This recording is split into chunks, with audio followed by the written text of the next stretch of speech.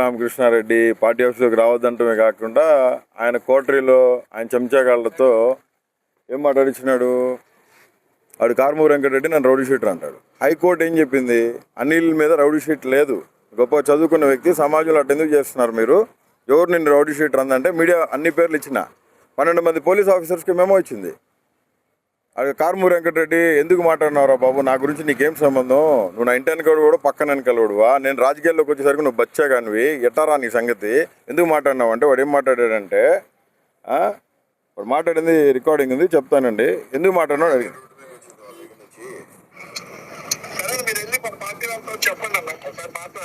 అంటే ఏమని మాట్లాడాలి, మీ మీద కంప్లైంట్ ఇవ్వమంటారా?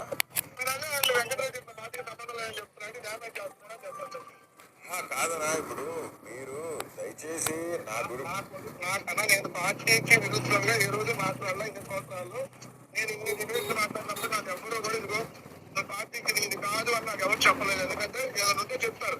అంటే మీకు గైడ్ లైన్స్ ఉన్నాయనా, బోరుగడ్డ అనిల్ కుమార్ మన పార్టీ కాదు, నువ్వు మాట్లాడు, వారికి మనకు సంబంధం మీకు ఎవరైనా చెప్పారా? నేను అందుకే అడగండి అన్న, గైడ్ లైన్స్ ఉన్నాయా లేదా మీరే ఒకసారి అడగండి. కాదన్నా, మీకు ఎవరైనా చెప్తే చెప్పండి, నేను మీరే ఒకసారి అడగండి అన్న. కాదన్నా, మీరే ఒకసారి అడగండి. మీకు గైడ్ లైన్స్ మా మీడియా సెల్ శ్రీహరి గారు చూస్తారు, ఓకేనా, పెద్దలు గారు మెయిన్, మీరు ఒకసారి అడగండి. అవునన్నా, సజ్జలో మీకు చెప్పినారా పార్టీ అనిల్కి మనకి? మీరు అడగండి అన్న, మీరు చెప్పండి ఒకసారి. ఎందుకు నాకు మీరు క్వశ్చన్ వేయడం కాదన్నా, ఎందుకంటే మీరు నన్ను క్వశ్చన్ చేసినప్పుడు అలా అడగండి. మీకు మీరు పార్టీలో మీకు ఇవన్నీ వాళ్ళే చూస్తారు అంటున్నారు కానీ వాళ్ళకే చెప్పండి. అది ఏంటంటే ఇట్లా చెప్పిన డ్యామేజ్ చేయడం, నేను పార్టీ మనిషిని అయితే కాదని ఎట్లా చెప్తారు వాళ్ళు అని మీరే అడగండి. అప్పుడు నాకు కమిటీ ఫోన్ చేస్తారు కదా, ఆ టాపిక్ చెప్తారు కదా. అంటే జగనన్నకు భారతమ్మకి చెప్పి మీకు ఫోన్ చేపించి అట్లా మాట్లాడుతుంది చెప్పించాలి మీకు, అంతేనా? మీరు అట్లా అనలేదన్నా, మీ పార్టీలో ఎవరు వస్తారు, మీ పార్టీలో అన్ని వాళ్ళే చూస్తారని చూస్తున్నారు కదా. అవునా, వాళ్ళ నుంచి వేరే వాళ్ళకి చెప్తారు కదా, వాళ్ళు మీరు చెప్పేది ఎలా ఉందంటే, మీరు నాకు చెప్పొద్దు, మీరు బయట చెప్పండి, వాళ్ళు నాకు చెప్తారు. ఇప్పుడు జగనన్న మీకు చెప్పాలా లేదా భారతం మీకు ఫోన్ చేసి చెప్పాలా, అంతేనా? నేను అసలు మీరు నాకు ఫోన్ చేసేది అడగటమే రాంగ్ అంటున్నా. ఏం రాంగ్? మీరు నాకు సంబంధం లేదు పార్టీ కదా, ఎవరో చెప్తారు కదా, అడగటమే రాంగ్ అంటున్నా. అవునంటున్నా, ఇప్పుడు మీరు మాట్లాడారు కాబట్టి అడుగుతున్నా.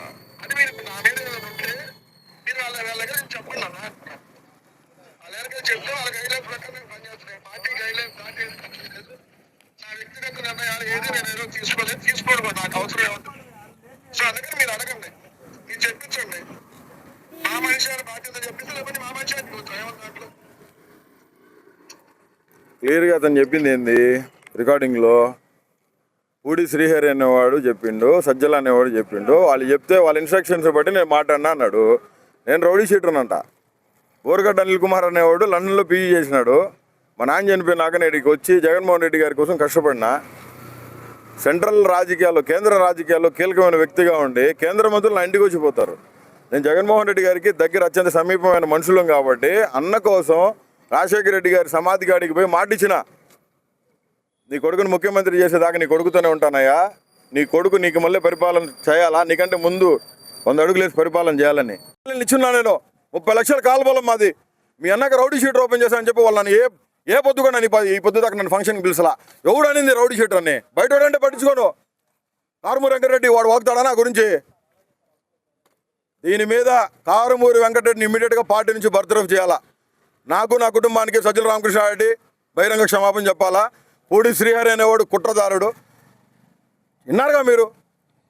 పూడి శ్రీహరి అనేవాడు చెప్తే మాట్లాడినా, రికార్డింగ్ ఉంది. నేను అడిగిన సజ్జల చెప్తే మాట్లాడినా అని చెప్తున్నాడు. వాళ్ళిద్దరి మీద ఇమీడియట్గా పార్టీ నుంచి బర్తరఫ్ చేస్తారా, వాళ్ళ మీద ఏం చర్య తీసుకుంటారో తీసుకోవాలా. మమ్మల్ని తిట్టాడు, 10 సంవత్సరాలు పార్టీ కోసం కష్టపడినా, 9 నెలలు జైల్లో ఉండా, 22 కేసులు పెట్టించుకున్నాం, 3rd డిగ్రీలు ఉచ్చబోయడం జరిగింది. ఇవన్నీ అయిపోయిన తర్వాత పార్టీ ఆఫీస్కి వస్తే నేను రాజీనామా ఎందుకు చేశానంటే రిపబ్లికన్ పార్టీకి, రామ్దాస్ అత్వాలే అనే వ్యక్తి కేంద్ర మంత్రి నన్ను పిలిచి ప్రెస్ మీట్ పెట్టి మాఫీ మాంగో అన్నాడు. నేను చెప్పిన ఆ రోజు భారతమ్మని తిట్టారు, నా కుటుంబం తిట్టారు, చాలా అసాసినేటెడ్గా మాట్లాడారు, వల్గర్ పోస్టులు పెట్టారు. నేను అడుగుతున్నా, భారతమ్మని తిట్టిన రోజు కారుమూరి వెంకటరెడ్డి గారు ఏమైండు? భారతమ్మని భయంకరంగా అసాసినేట్ చేసి మాట్లాడారు.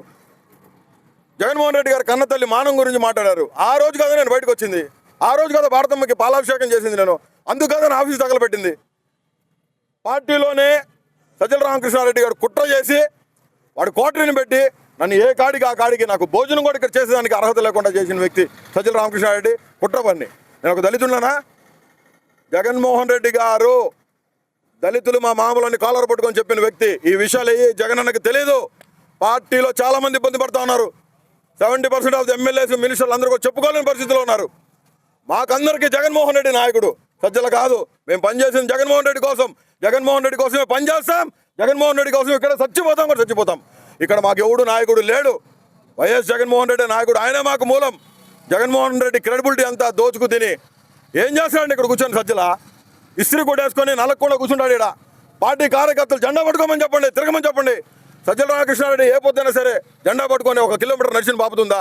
జగన్మోహన్ రెడ్డి గారి కోసం ర్యాలీలు చేసింది మేము, కోట్ల రూపాయలు ఖర్చు పెట్టింది మేము గుడ్డలు చించుకున్నాం. మమ్మల్ని గుద్దవాళ్ళు కొట్టినారు, మమ్మల్ని భయంకరంగా కొట్టినారు, మమ్మల్ని చించారేసినారు పోలీసు వాళ్ళు. 22 కేసులు పెట్టించుకొని 9 నెలలు జైల్లో ఉండొస్తే నాకు ఇక్కడ ఆ గొట్టంగాడు కొనికిస్కా గొట్టంగాడు లోఫర్ నా కొడుకు వాడు మాట్లాడతాడా వెంకటరెడ్డి గారు నా గురించి? వాడంతా వాడు బతికేంత గురు, కడుపు కాలిపోతుంది. రోడ్డు మీదకి వచ్చింది నా ఫ్యామిలీ అంతా. నా అకౌంట్స్ బ్లాక్ చేశారు. నా కంపెనీలు 2 సాఫ్ట్వేర్ కంపెనీ. నా భార్య ఒక ఫ్రీడమ్ ఫైటర్ గారి మనవరాలు పుట్లా సుబ్బయ్య. ఒక చరిత్ర నా కుటుంబం. అత్తింట్లో ఏమని తలపెట్టుకోవాలా? మా మామ అడిగినాడు, అయ్యా బయట వాళ్ళంటే సరే, సొంత ఇంట్లో వాడే నీ గురించి రౌడీ షీట్ అని మాట్లాడితే ఏంది బాబు ఇది? నీకు మద్దతు లేదా? మళ్ళీ వాడిని సాక్షిలో కూర్చోబెట్టి రోజు వాడు వెంకటేశ్వర స్వామిని పూజించినాడు, వాడిని పూజిస్తూ ఉన్నారని. నేను భారత మేడం గారిని కూడా అడుగుతాను, నా భారతకని అడుగుతా ఉన్నా నేను, మీరు వాడి మీద కఠిన చర్యలు తీసుకోవాలక్క. నేను సజీవుడని దేవుడి సాక్షికి చెప్తున్నా. నేను ముక్కు స్విచ్ చేయడానికి రాలా. జగన్మోహన్ రెడ్డి ప్రియ శిష్యుడుగానే ఇక్కడ వచ్చి కూర్చున్నా. ఇది నా ఇల్లు కాబట్టి నేను గొడవ చేసేదానికి రాలా, మందితో రాలా, మార్పులతో రాలా. నేను నా భార్య వచ్చినాం, కంటికి కడుగుడు కారుస్తున్నాం. మమ్మల్ని ఈ రకంగా అవమానించి పార్టీ ఆఫీస్కి పిలిపించి 4 గంటలు కూర్చోబెట్టి అడుగు కూర్చోబెట్టి తెలుసా? అనిల్ అంటాడు డోర్ కాడికి పోతే 5 నిమిషాలు ఆగమ్మంటాడు. అట్ట 3 సార్లు కూర్చున్నా. కెమెరా చెక్ చేయబడి లోపల 4.5 గంటలు తిండి తిప్పులు లేకుండా లాస్ట్ పర్సన్ నేనే ఆ రోజు మాట్లాడింది. ఆ ఒక్క మాట చెప్పేదానికి నువ్వు 4.5 గంటలు కూర్చోబెడతావా? అదే అడుగుతున్నాను. నాకు సమన్యాయం జరిగేదాకా నేను ఇక్కడ నుంచి లేయను. ఏడే ప్రాణం అని ఇస్తాను. కానీ జగన్మోహన్ రెడ్డి గారు కారుమూరి వెంకటరెడ్డి అనేవాడిని బర్తరఫ్ చేయాలా. పూడి శ్రీహరి గారు, సజ్జల రామకృష్ణారెడ్డి గారు బహిరంగ క్షమాపణ నా కుటుంబానికి చెప్పాలా. నా కుటుంబాన్ని రౌడీ షీటర్ అంటే నాకు 5 చెల్లెలు ఉన్నారండి. వాళ్ళు తలలు ఆడబెట్టుకుంటారు. మీ అన్న రౌడీ షీటర్ అని మాట్లాడితే అత్తింట్లో మాట్లాడరా? అవమానకరంగా మాట్లాడరా? ఈ పరిస్థితుల్ని ఫేస్ చేస్తున్న మేము జగన్మోహన్ రెడ్డి గారు ఖచ్చితంగా న్యాయం చేస్తారని నేను ఇక్కడికి వచ్చినానండి. నేను పార్టీకి వ్యతిరేకంగా రాలేదు, పార్టీకి మీద గొడవ చేయడానికి రాలా. పార్టీలో తప్పు జరుగుతుంది. జగనన్న ఉన్నప్పుడు ఒకలాగుంది, జగనన్న లేనప్పుడు ఒకలాగుంది. ఈ పరిస్థితులు మారాలి. ఇక్కడ ఒక నాయకత్వ లక్షణం కలిగిన వాడు ఇక్కడ కోఆర్డినేటర్గా ఉండాలా. దానికోసమే మేమంతా నేనైతే ఇక్కడ వచ్చి కూర్చొని మాట్లాడడం జరుగుతుంది.